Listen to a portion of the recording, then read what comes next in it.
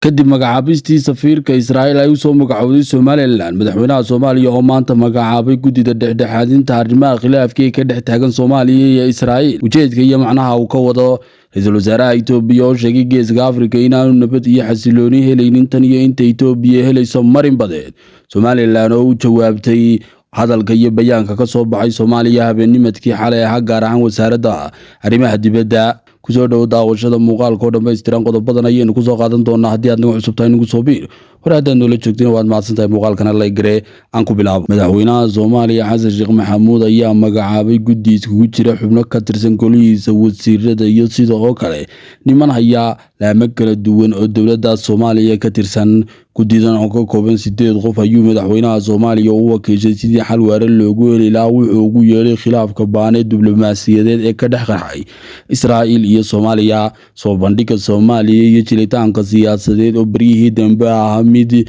si weyn u sare kacay doonistiisuna ay ahayd sidii Israa'iil loogu qancin lahaa inay aqoonsiga Somaliland ka laabato iyo sidii wax kasta oo Soomaaliya muhiim ku ah loo baahin lahaa sidii Israa'iil loo qancin lahaa waxay ahayd darajo iyo dariiqo aanay ku guuleysanin damaceeda si xukuumadda demu jadiid ee Soomaaliya hogaamisa kama hadhin guddida maanta la magacaabay ayaa loo igmaday sidii ay xal waara ugu keeni lahaayeen iyo sidii ay u keeni lahaayeen qorshayaal ay ku qanci karto Israa'iil markana Soomaaliya dhaafsan karto sidii Israa'iil loogu qancin lahaa ka noqoshada aqoonsiga Somaliland xalay wasaaradda arrimaha dibadda ee Soomaaliya waxay soo saartay war-saxaafadeed ay ku cabanayso sidoo kale ay kaga codsanayso Israa'iil inay ka noqoto aqoonsiga Somaliland iyo sidoo kale safiirka ay magacowday oo ay sheegtay inay burbur iyo baaba u horseedi doonto Soomaaliya waa sida hadalka wasaaraddu u dhigtay sidoo kale shacabka Soomaaliya ayay ugu baaqday xilliga inay si weyn uga dhiidhiyaan oo la tuso aragti ka duwan aragtida ay soo magacowday Israa'iil oo xoogganaan badan la tuso iyo diidmo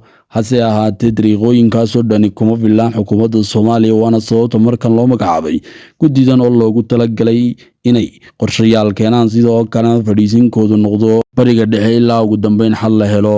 ra'iisul wasaaraha Itoobiya Dr. Abiy Ahmed oo maanta hadlay ayaa sheegay markale ku celiyay muhiimadda marinka badda cas ay u leedahay dalka Itoobiya sidoo kalena xasiloonida iyo nabadgelyada guud ee dalalka dhaca geeska Afrika oo dhan ay ku xulan tahay markan in Itoobiya hesho bad waxa uu sheegay tani inaanay ahayn dooqasho iyo sidoo kale wax joos loo leeyahay oo Itoobiya dooranayso balse waxay keenaysaa xaaladdu Itoobiya waxay qaadi doontaa tallaabooyin aan wanaagsanayn gobolka xasiloonideeda iyo waliba dalalka kale nabadooda waxay keenaysaa isku dhac iyo waliba caburnaan ka dhalanaysa 130 milyan oo laga hortaagan yahay sidii ay u geli lahaayeen marinka badda Itoobiya waxa ay meesha ka saartay qaanuun kasta oo sharci oo u diidayay inay xayndaab u yeelato badda aanay dastuur ahaan iyo waliba sharci ahaan waxba ku lahayn maadaama aanay juqraafi ahaan halka dhicin waxay sheegtay waxa xadda inaanay waxba ka gelin ay samayn doonto door iyo tallaabo ka adag mid kasta oo xilligan laga malaysanayo wasiirka wasaaradda warfaafinta Jamhuuriyadda Somaliland Barkhad Jaamac Batuun ayaa u jawaabay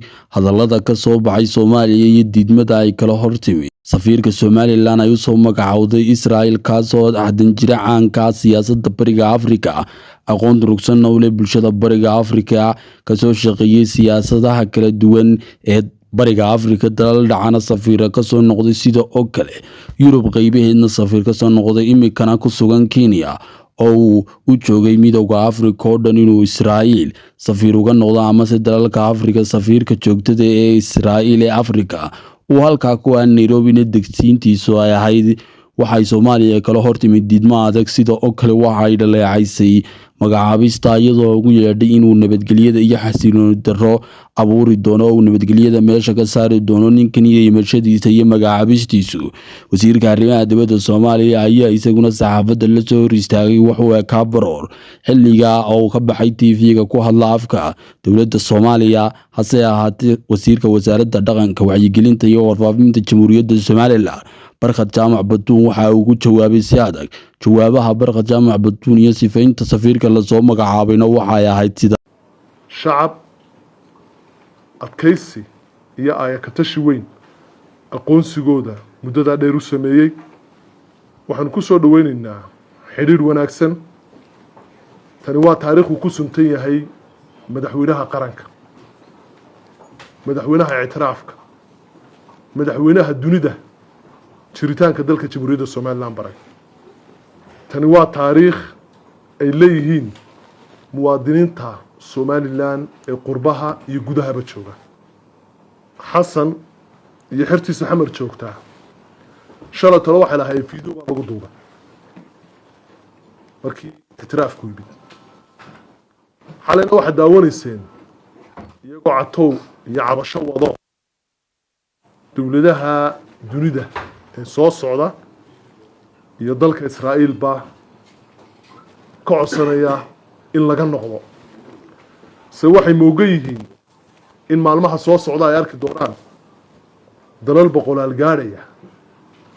oo ka marakici doona jiritaanka jalka jamhuuriyadda Somaliland, xasiloonidiisa, qarannimadiisa, ay ka tashigiisa iyo aqoonsigiisa insha Allah biidni Illaahi baari. tallaabadani waa tusbax furmay iyo tareen dhaqaaqay.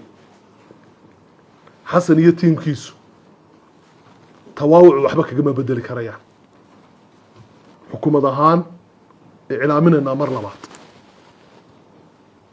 caasimadda jamhuuriyadda Somaliland waa xudunta iyo halbowlaha dalka. golaha deegaanka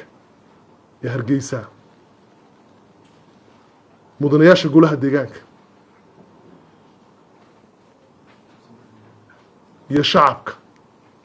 iyo qaybaha kala duwanba xukuumaddu qayb kama aha, madaxweynuhuna qayb kama aha loolanka golaha deegaanka Hargeysa ka jira. madaxweynuhu waa oday qaran, madaxweynuhu gudoomiyaha komishanka doorashooyinka ma aha, bara saabka gobolka ee hogaaminaya doorashada golaha deegaankana ma aha. waa astaantii qaranka. beri ayuu ka yahay, dhexna wuxuu yahay mudanayaasha golaha deegaanka. xukuumadduna dhex bay ka tahay. cid madaxweynaha ka wakiila oo afkiisa ku hadli karaysa oo bulshada soo hor istaagi karaysa, ama nin golo deegaan ku jira ha noqdo ama nin bannaan jooga ha noqdo, ma jirto mana jiri doonto. madaxda dhaqanku kaalin bay dalka ku leeyihiin. kaalintay ku leeyihiin waa islaaxinta arrimaha bulshada, nabadgelyadooda, midnimadooda, iskuwadkooda, iyo xalinta khilaafaadka iyo ilaalinta nabadgelyada. wax intaa dhaafsan annagoo u xurmo u hayna ka xukuumad ahaan madax dhaqameedku magaalo kaste iyo meel kaste ama miyiga ha joogaan inay ku dhowrsadaan kaalintooda dhaqan. waxaynu ku guuleysanaynaa midnimo, wadajir iyo horumar. waxaana kow ka ah